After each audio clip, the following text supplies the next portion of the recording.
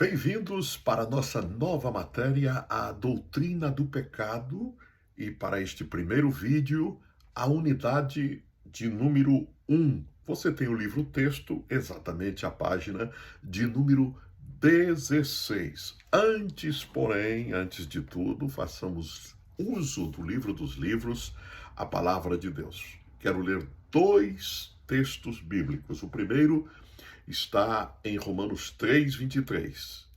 Este texto e o que eu lerei em seguida, que é Romanos 6:23, sem dúvida alguma, são dois textos áureos da doutrina do pecado. Romanos 3, versículo 23. Porque todos pecaram e separados, destituídos estão da glória de Deus. Romanos, capítulo 6, versículo 23. Porque o salário do pecado é a morte, mas o dom gratuito de Deus é a vida eterna por Cristo Jesus.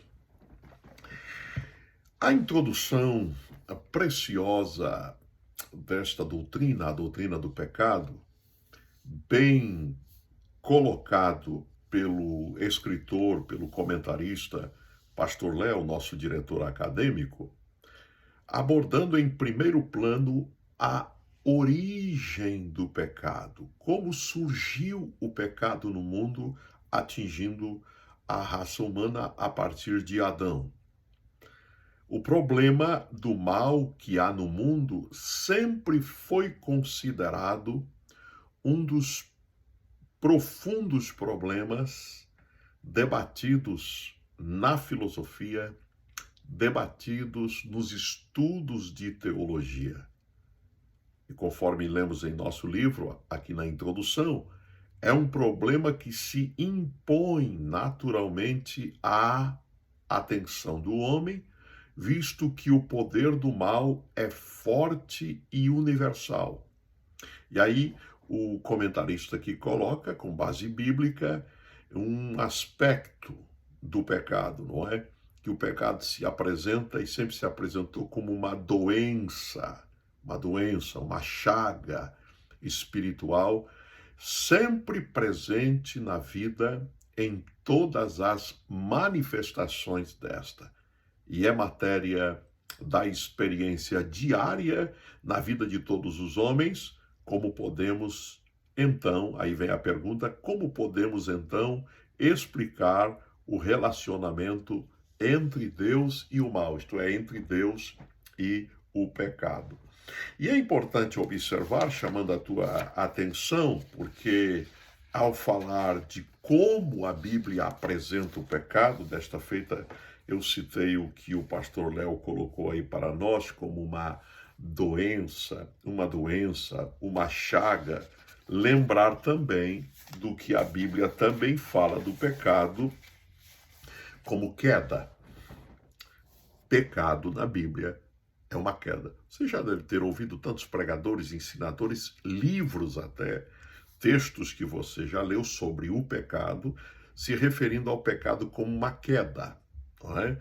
O homem caiu, o homem estava numa posição de comunhão e glória, e o pecado provocou esse desnível a partir da queda, da caída. Então, o pecado na Bíblia é retratado como uma queda. Segundo, o pecado na Bíblia é retratado como separação. Eu acabei de ler Romanos 3:23. Porque todos pecaram, todos. Então, toda a raça humana está debaixo desta palavra e desta sentença. Todos pecaram e separados, destituídos estão da glória de Deus, porque o causador da separação é sempre o pecado. Foi o pecado e é o pecado e sempre será o pecado que separa o homem de Deus. Um texto correlato a Romanos 3:23, se você quiser anotar, é Isaías 59, versículo 2, que diz que os vossos pecados separam me separam de vós. Deus dizendo, né? O pecado, os vossos pecados é a causa da separação entre mim e vós. É muito importante observar isso. Terceiro, a Bíblia apresenta o pecado como gerador de morte. Romanos 6:23. Porque todos pecaram, 3:23, agora o 6:23, o salário, isto é, o resultado, a consequência do pecado é a morte. Aí você perguntaria, que tipo de morte? A partir do pecado, morte espiritual, em primeiro lugar. O homem morre em delito e pecado. Por isso Paulo escreve em Efésios que com Jesus ele nos vivificou, estando nós mortos em delitos e pecados. Então o pecado provocou a morte, trouxe a morte espiritual. Segundo, como consequência do pecado, a morte física começou a reinar em toda a raça humana, porque até o pecado o homem não morria. O homem não foi criado para morrer. O pecado interrompeu esse processo, esse plano que Deus tinha para com o homem. Então, o pecado como gerador de morte. Mas a Bíblia fala também da segunda morte. Apocalipse, capítulo 21, versículo 8. Segunda morte. Toda vez que lemos esse texto, e aquele que ainda não o compreende, a verdade desse texto, mas segunda morte, o que é isso? Segunda morte é a eterna. Lembrai-vos do que eu citei, que a morte também é separação. Aliás, o pecado causa separação. E Apocalipse 21:8 fala de segunda morte, isto é, a eterna separação de Deus. Do homem sendo separado de Deus eternamente. Mas em quarto lugar, a Bíblia apresenta o pecado como uma mancha, como uma nódoa, mácula, uma mancha. Salmo 51, depois, quando você tiver tempo, o salmo da confissão de Davi, confessando o seu pecado, ele fala exatamente sobre isso, o pecado como uma mancha. Lembremos-nos de que na antiga aliança, e nós fizemos esta abordagem na doutrina da salvação, nossa matéria anterior, quando eu me referi ao Salmo 32, vocês estão lembrados? Quando Davi diz assim: bem-aventurado o homem cuja transgressão é perdoada e cujo pecado é coberto, porque os sacrifícios na antiga aliança, no Antigo Testamento, no Antigo Pacto, os sacrifícios dos animais apenas cobriam o pecado, mas não erradicavam o pecado. Mas quando Jesus veio, João o anuncia, João capítulo 1, versículo 29. Eis aí o Cordeiro de Deus que ele não veio cobrir o pecado, mas ele é o sacrifício definitivo, perfeito. Eis aí o Cordeiro de Deus que tira o pecado, erradica o pecado, nos purifica de todo o pecado. Por isso João escreveu na primeira carta, capítulo 1, versículo 7. Mas se andarmos na luz, como ele na luz está, temos comunhão uns com os outros, e o sangue de Jesus Cristo, seu Filho, nos purifica de todo o pecado. Apocalipse capítulo 1, verso 5. Aquele que nos ama e em seu sangue nos lavou dos nossos pecados. Apocalipse 22:14 agora. Bem-aventurados, felizes, benditos aqueles que lavam as suas vestiduras, suas vestes no sangue do Cordeiro, para que tenham direito à árvore da vida e possam entrar na cidade celestial, a Nova Jerusalém, pelas portas. Então, a Bíblia apresenta o pecado como uma doença espiritual, o pecado como queda, o pecado como separação, o pecado como gerador de morte, o pecado como mácula, como uma mancha, como uma nódoa. Mas a Bíblia também apresenta o pecado como uma ofensa. Ofensa a Deus, porque o pecado ofende frontalmente a santidade de Deus. Bem, verdade, fazendo aqui uma observação, que existem dois níveis de pecado. Quando o homem peca contra a santidade de Deus. Número 2, quando se peca contra a autoridade de Deus. Algo extremamente gravíssimo. Note só que o homem, Adão e Eva, no Jardim do Éden, pecam contra a santidade de Deus. Mas se observarmos o que Lúcifer cometeu, o que o diabo cometeu, ele peca contra a autoridade de Deus.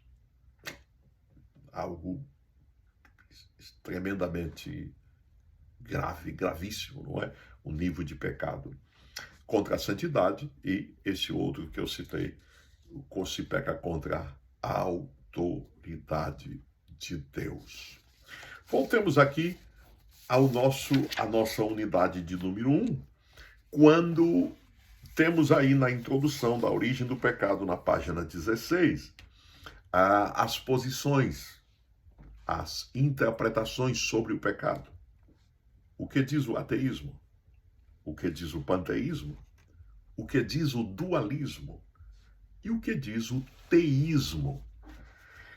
Fica aqui um homework para você dar uma pesquisadinha aí sobre o ateísmo, sobre o panteísmo, sobre o dualismo e sobre o teísmo, não é?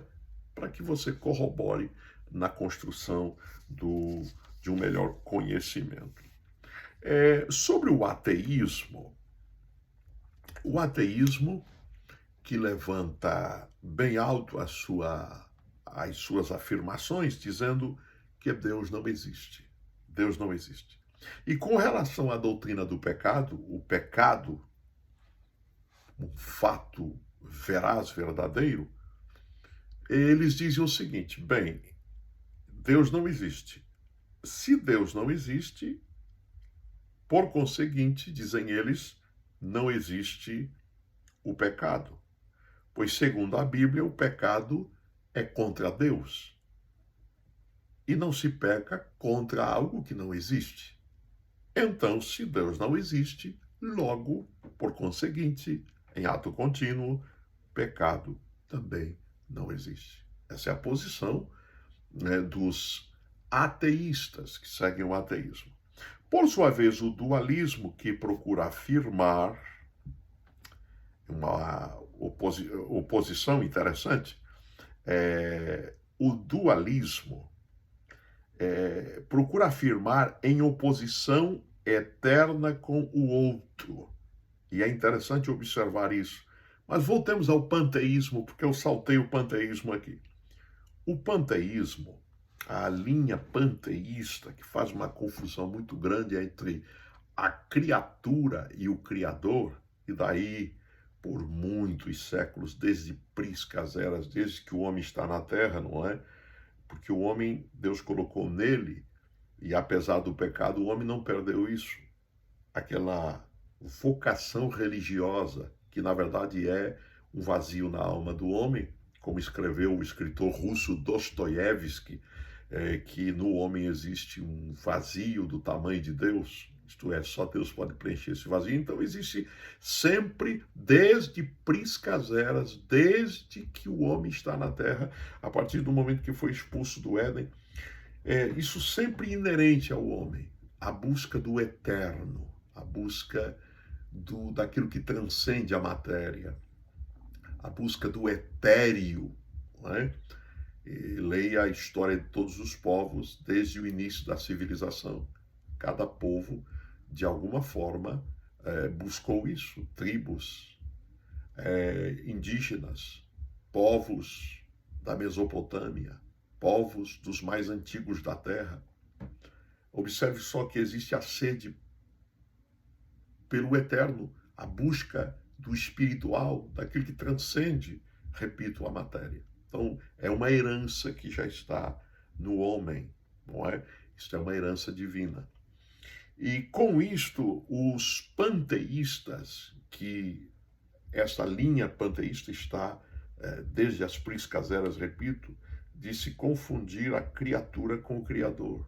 Se confundir algo que foi criado por Deus com sendo aquilo sendo Deus. Aí se adora uma pedra, se adora uma rocha, se adora um rio, se adora uma árvore, se adora enfim, um elemento da natureza, o sol, a lua, as estrelas, enfim.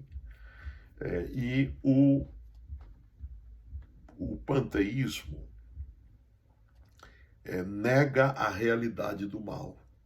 Então não existe pecado para o panteísmo. O teísmo, por sua vez, explica o relacionamento entre Deus e o mal, com um Deus infinitamente bom e poderoso que permitiu o mal para produzir um bem maior. Ou seja, esse mundo livre é a melhor maneira de produzir um melhor mundo, não é? Você certamente há de encontrar muitas outras informações, aconselho que você busque qual é a posição do ateísmo, que eu já citei, com relação ao pecado, qual é a posição do panteísmo com relação ao pecado, a questão do dualismo com relação ao pecado e a posição do teísmo, que eu já acabei de citar. Muito bem.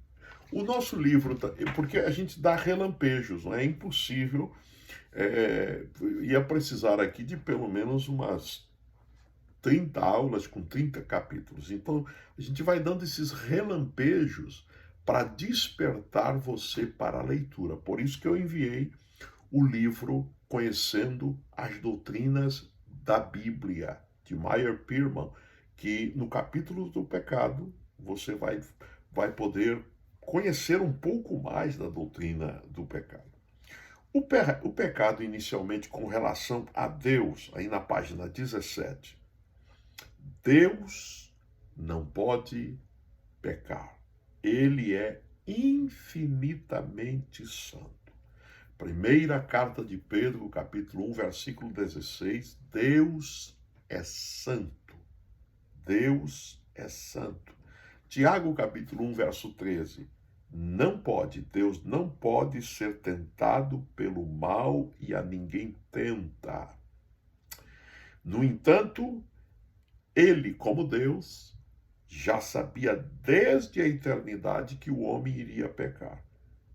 Por isso, no seu plano perfeito, quando se refere a plano perfeito, falando da onisciência e da presciência, isto é, presciência, pré-conhecer, conhecer antecipadamente. E esse plano já estava estabelecido. Quem lê Apocalipse 13, verso 8, que diz que o Cordeiro Jesus, morto desde a fundação do mundo, isto é, na presciência de Deus, o Cordeiro já havia sido morto, isto é, já preparado como remédio, como a solução para o pecado e a salvação do homem. Por isso a Bíblia diz em João 3,16, porque Deus amou o mundo de tal maneira que deu seu Filho unigênito para que todo aquele que nele crê não pereça, mas tenha vida eterna. Mas voltemos ao fato de que Deus não peca e não pode pecar, porque é infinitamente santo em sua essência, Deus é santo. E em Isaías 45, verso 7, quando o Senhor diz assim, eu formo a luz e crio as trevas, faço a paz e crio o mal. Esse é um texto que é muito conflitante na cabeça de muita gente. Mas o Senhor está dizendo, eu, o Senhor, faço todas as coisas. Todas as coisas. Deus não criou o mal, atente para isso, no sentido moral da palavra. Tanto é que o Salmo 5, versículos 4 e 5, que diz, pois tu não és Deus que se agrade com a iniquidade, e contigo não subsiste o mal. E lembrando do que Tiago escreveu, que Deus não tenta ninguém, e pois ele é a fonte de toda boa dádiva, não é? O próprio Tiago escreve na sua Epístola Universal, capítulo 1, versículo do 13 ao 17, mas é no 17 que ele diz assim: toda boa dádiva e todo dom perfeito vem do alto, descendo do Pai das luzes, em quem não há mudança nem sombra de variação. A palavra mal aí em Isaías 45, verso 7, vem de uma palavra hebraica no seu original, que tem vários sentidos. E nesse contexto e em outros onde Deus traz, diz o texto, né? Eu crio o mal, né? Aí temos aí a palavra calamidade também, é um sentido que está no original desta palavra mal. Calamidade tem o sentido também de punição, essa mesma palavra que aparece no hebraico, eu crio o mal. É o oposto de paz, não é? Enfim, aí cita até aquela questão com Ciro, lá em Isaías 45, versículo 1, que você poderá observar, mas é exatamente no versículo 8 de Isaías 45 que Deus promete salvação, paz, justiça, punição, não é? Nessa palavra mal, não é? Eu crio o mal, eu crio a punição. Outros trechos podem usar e usam a mesma linguagem. Os males que Deus ameaçou trazer em 2 Reis, leia aí, 2 Reis 22, 16, foram a manifestação da sua punição e calamidades, como punição. Josué 23, verso 15, onde aparece a mesma palavra no original, a palavra mal. Então, quando você ler aí a palavra, Deus dizendo, eu crio mal. Aí você diz, não, mas Deus não tem maldade em Deus, como é que ele vai gerar o mal, não é? Mas é bom observar o original, o sentido original, não é? Aparece aí a palavra no original, o mal como calamidade, como penalidade, como punição. Então já está aclarando melhor, não é?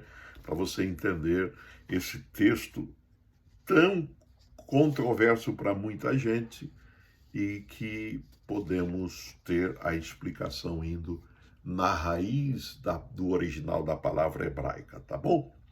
O pecado em relação a Satanás. Bem, o pecado é gerado nele. E já ouvi posições, explicações de que para o homem existe perdão, porque foi uma ação externa para dentro do homem.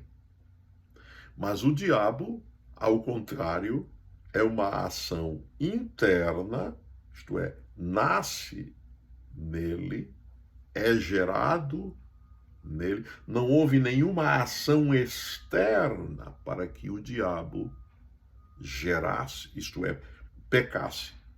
Mas o pecado, a iniquidade gerada nele, é algo para se pensar, né?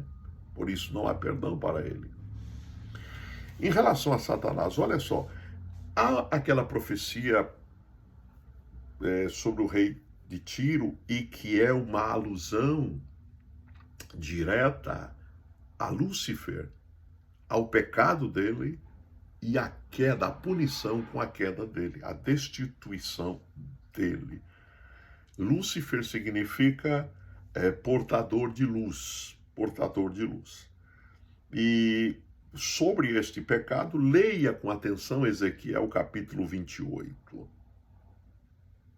E é interessante que o Senhor diz assim, no Éden, esse Éden que aparece ali em Ezequiel 28 não é o Éden de Gênesis 2.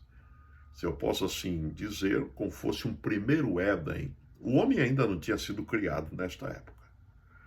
Mas Lúcifer colocado como o governador desta terra, e o reino que mais se destaca ali, que podemos entender, não era o reino vegetal, é o reino mineral. O texto diz que ele andava entre as pedras afogueadas, até o dia que se achou iniquidade em ti. Está lá em Ezequiel 28. Por isso que eu disse, não houve uma ação externa para que ele caísse, fracassasse, né? Até o dia que se achou iniquidade em ti, isso ele gerando o pecado, gerando a iniquidade. E ele peca, repito, contra a autoridade de Deus. Isso é um pecado gravíssimo, gravíssimo. E por isso foi destituído. Note só que Jesus, ao se referir ao diabo, em João 8:44, o chama de bandido. Em outras palavras, homicida. Homicida, aquele que mata. O diabo foi homicida desde o princípio, e ainda Jesus diz, ele é mentiroso e é pai da mentira. Isso é, a mentira é filha dele. Então ele é bem pior do que a filha, que ele é o gerador da mentira. E quando Jesus se refere em Lucas capítulo 10, gostaria que você anotasse esse versículo. Lucas 10:18, Jesus disse, eu via Satanás cair do céu como um raio. Quando é que se deu isso? Na punição. Quando ele foi punido, ele foi destituído. Jesus, sendo Deus, estava com o Pai e o Espírito Santo, estabelecendo a sentença de juízo. E Jesus disse, eu vi Satanás cair do céu como um raio. E a queda de um raio causa o quê? Morte. Morte na vegetação, morte de animais, morte até de pessoas. Onde um raio cai, raio é sinônimo, a queda de um raio na terra é sinônimo de morte e destruição. Então ele desce à terra. Por isso a Bíblia diz em João 10:10, olha o trabalho maligno de caráter tríplice: roubar, matar e destruir. Mas Jesus disse, eu vim para que tenham vida e a tenham com abundância. Leia com atenção Ezequiel capítulo 28, do versículo 11 ao 19. Isto é muito importante. Apocalipse fala de que o dragão, o diabo, ele lidera, leva a terça parte dos anjos, e é por isso que a maioria dos estudiosos, teólogos, exegetas da Bíblia, concordam que ele conseguiu, na sua astúcia e sedução, no seu pecado, ele conseguiu levar 30% das miríades celestiais. Não pense você que ele tem poucos espíritos, poucos anjos ao lado dele. São milhares e milhares e milhares de anjos que foram destituídos com ele quando o Senhor deu a sentença de juízo sobre ele. Muito bem.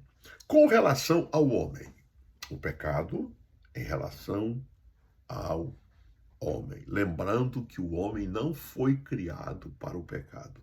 O homem não foi criado para a desobediência. O homem não foi criado para a injustiça e, por conseguinte, o homem não foi criado para morrer, nem espiritualmente, nem fisicamente. O escritor colocou para nós aí que, com respeito à origem do pecado na história, a Bíblia ensina que ele teve início com a transgressão de Adão no paraíso e, portanto, com um ato perfeitamente voluntário da parte do homem. Voluntário, essa palavra é muito importante porque nos reporta ao livre-arbítrio. Livre-arbítrio. E isso é muito importante observar. Livre-arbítrio. Não somos máquinas, não é? Não somos robôs. E a palavra de Deus fala-nos em Gênesis capítulo 3, se você puder anotar, leia depois com atenção. Todo o capítulo 3 do livro do Gênesis. E voltando aqui a esta palavra, livre-arbítrio com relação ao pecado. A liberdade do homem inclui necessariamente o poder de escolha desse homem. Isto é, o poder de aceitar ou o poder de recusar tanto o bem como o mal. Mas nós sabemos que tem havido dúvidas quanto ao homem ter escolhido o pecado, ter escolhido o mal, sabendo que era mal. Porque Deus avisou que era mal. Ele não caiu sem saber. Mas não pode haver dúvida de que o homem pudesse tomar o mal pelo bem. Ainda que advertido, porque ele foi avisado, leia Gênesis 3, advertido, avisado para não pecar, mas lembre-se que esse homem, criado à imagem e semelhança de Deus, alguém falível, portanto, sujeito ao pecado. E aí surge no cenário a ordem. O Senhor diz, olha, a árvore do conhecimento comereis dos frutos de todas as árvores, mas aquela não. Aquela não. A árvore do conhecimento do bem e do mal. Então, do solo fez o Senhor brotar toda sorte de árvores agradáveis, o fruto agradável à vista do homem e boa para alimento. O Senhor disse, se alimente.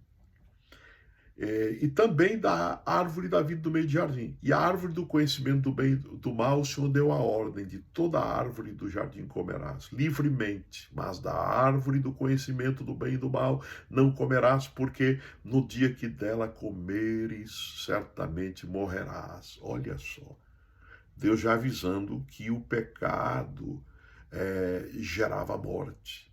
Aí você leia com atenção depois Gênesis 3.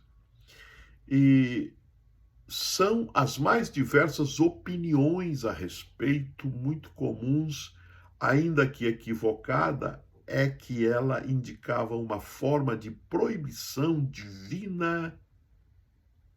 Forma equivocada. Você já ouviu isso mesmo? O Senhor diz, ó, o fruto proibido. A gente ouvia isso desde antigamente, os mais antigos diziam, aqueles que não conheciam a Bíblia.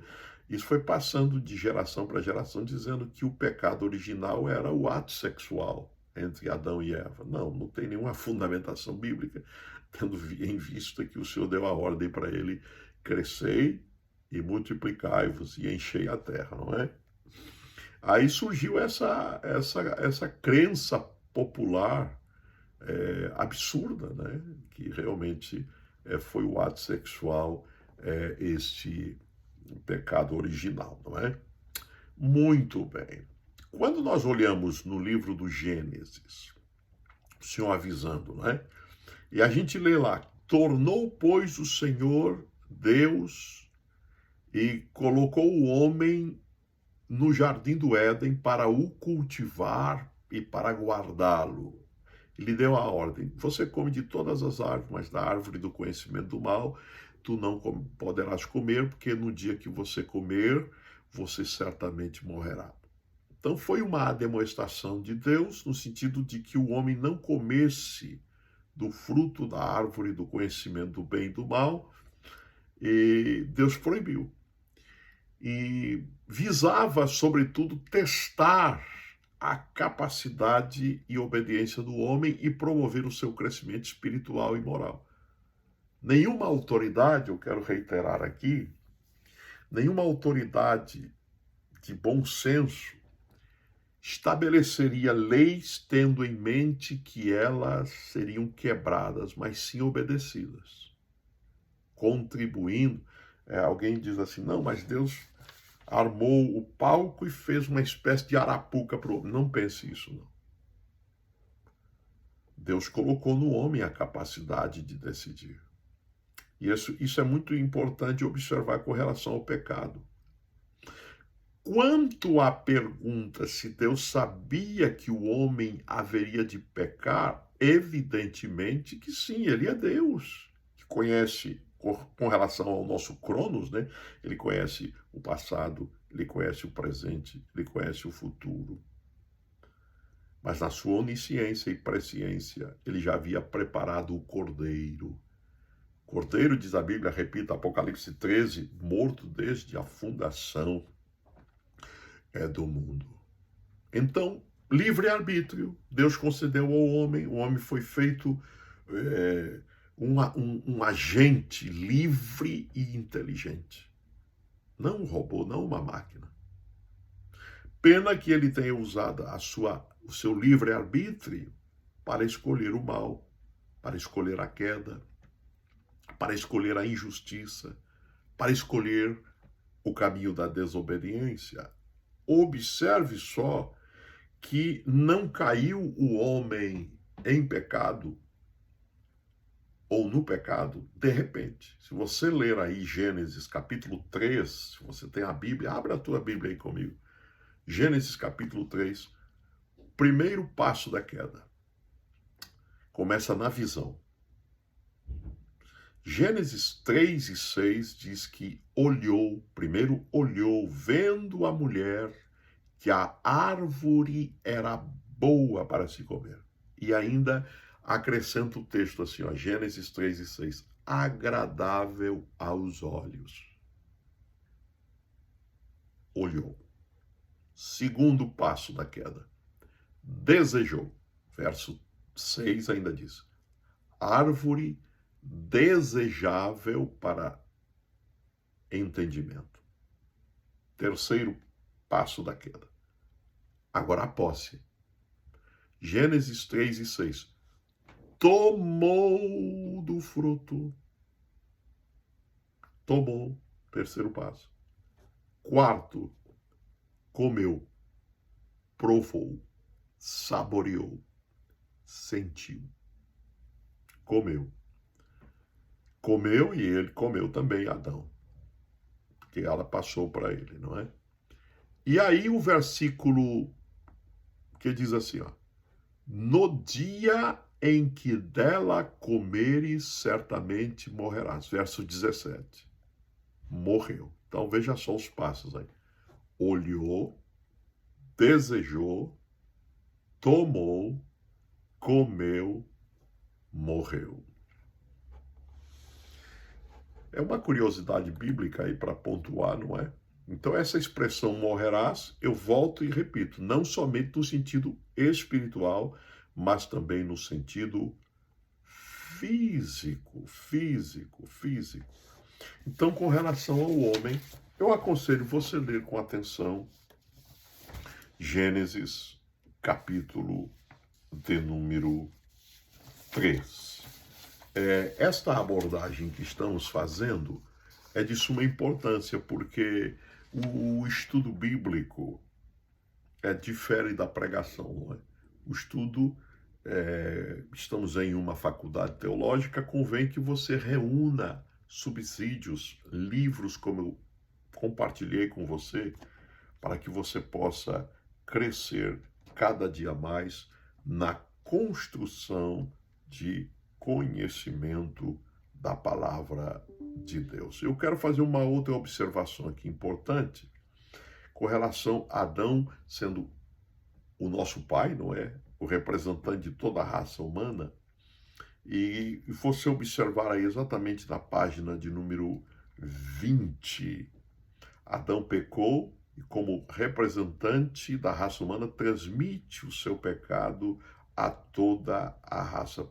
E temos aí o texto de Oséias 6 e 7, mas eu gostaria que você também lesse o Salmo 51, quando Davi diz assim, em pecado me concebeu minha mãe. E volto ao que eu citei há pouco, que muitos antigos, por uma interpretação errônea, dizendo que o pecado original era o ato sexual, e eles se prendiam a esse texto do Salmo 51, quando Davi diz assim, em pecado me concebeu minha mãe. Mas significa que, ao trazer toda criança que nasce, traz a natureza do pecado em si, a natureza adâmica. É nesse sentido que Davi fala, em pecado me concebeu minha mãe, porque ao nascer, já se traz a natureza do pecado em si mesmo. Que Deus te abençoe. Vamos para o próximo vídeo, próxima aula, não é? Que será o vídeo de número 2 da doutrina do pecado, onde nós vamos estudar na unidade 2 a definição do pecado e vamos observar aí alguns termos originais, o pecado como impiedade, como violação da lei, transgressão, pecado como injustiça, como delito contra Deus, como dívida contra Deus, para com Deus, melhor dizendo, como iniquidade, desobediência e incredulidade. E a abordagem também de palavras no hebraico para retratar o pecado. Não é? O pecado na língua hebraica no Antigo Testamento é de suma importância observar isso e observar também algumas palavras também principais sobre o pecado no Novo Testamento na língua grega. Tá bom? Que Deus abençoe a todos em Cristo Jesus.